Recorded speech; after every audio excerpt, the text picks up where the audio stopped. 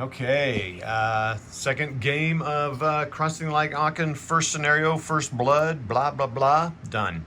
It's done, man. I did it in 3 activations again. I almost could have done it in 4 because I got full activations for both these guys, both in the first 2 activations.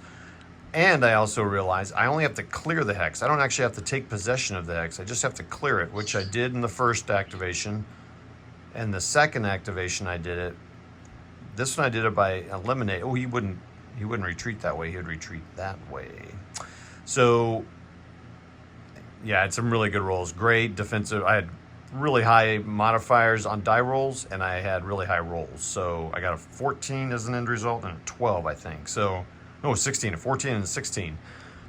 What was interesting is one of the hits that my first time I experienced this was he took a hit with a, or he did, with a minus, with a red underline number of 1 step loss. The other guy took 2 or 3, but he took that 1. Oh, and they would both have gotten an action point there, so he could spin that then to then move in there if he wanted to do that or make another attack or something. So that's cool.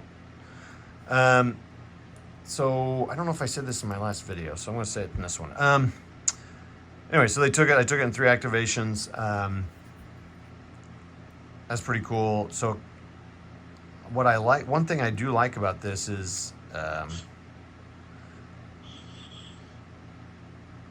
there's not necessarily an advance after combat by default. If you win by more points, if you take less points of infantry losses, then yeah, I did say this in the previous video. If you take less infantry losses than the opponent, you get a action point immediately that you can spend, and you have to spend it immediately. I mean, I suppose you don't have to, but that can be anything that costs 1, like move or attack, or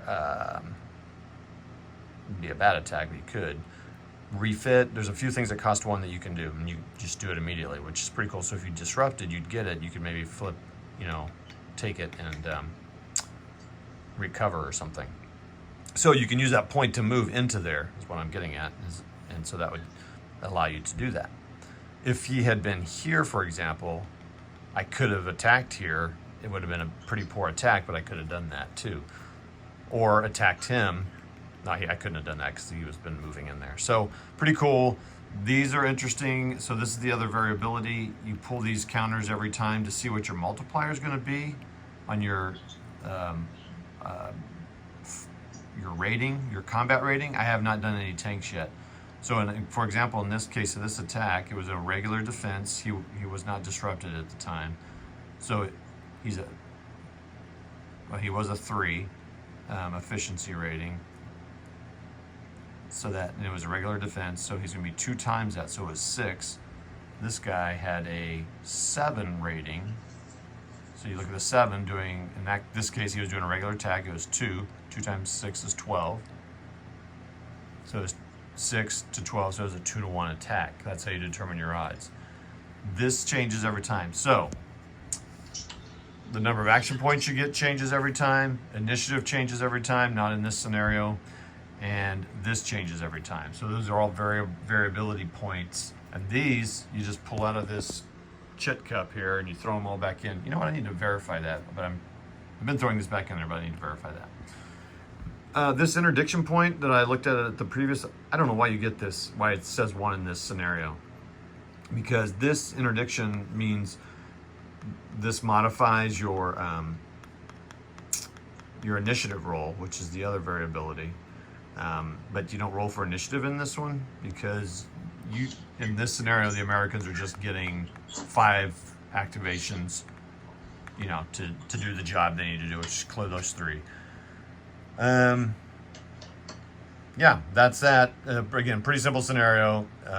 I feel good enough though, and understand the things I need to now understand are tanks, and I don't know what the second scenario is going to involve here, so I need to understand how tank combat works. That throws some curveballs in there.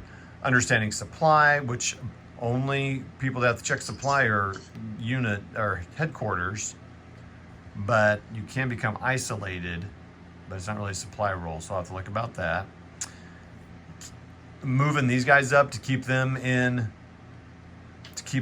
close to these guys is important. Not in this scenario because his range is 15 and he's going to make it. You can't have any zones of control blocking it. So I can see that really being more of a problem. Well, I can see it being a problem for the Germans initially. Like you want to come up here and try to, get past here, and then you can start isolating these guys. And they can't be in command, which would be a big deal. But it could be a big deal if the Americans are pushing up, then the Germans can kind of surround them and block guys out from being supplies or being in command range. But I just got to make sure I understand how that command range works. It's not. I don't think it's just straight 1, 2, 3, 4, 5 to 15. I think it's a continuous path, so you can snake around that. And I think I saw this in the player's aid where they were talking about one of the guys surrounded him, but he had a path he could get through, so he relocated it, and he was able to relocate it, kind of snake through it, and get past it. All right, that's that. We were playing with McMurray and Brian Mini Warmut watching, but it's down to Andrew and I, or McMurray and I.